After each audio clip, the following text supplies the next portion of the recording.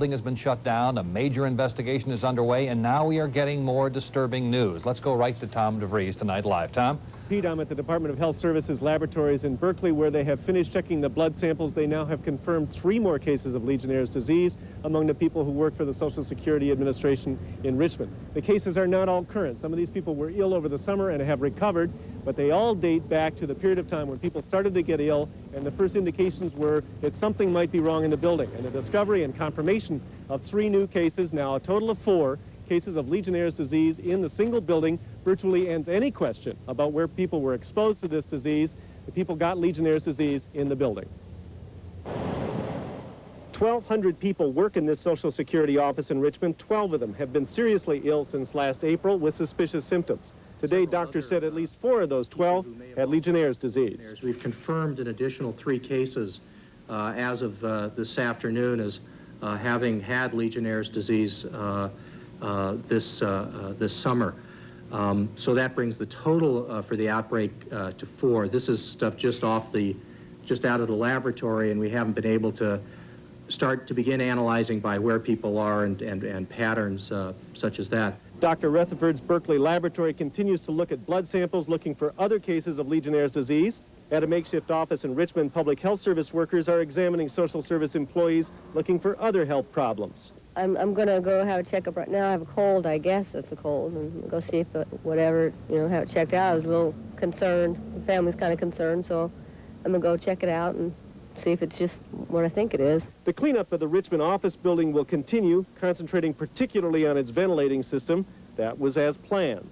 We were working off the hypothesis that it was a workplace-acquired illness for the initial person.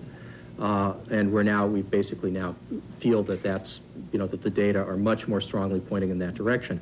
The whole sort of abatement process, cleaning the system up, clearing the building out, when people are going to come back, is proceeding. That has always been set up and is now proceeding, is my understanding, as if this had been a workplace-acquired problem.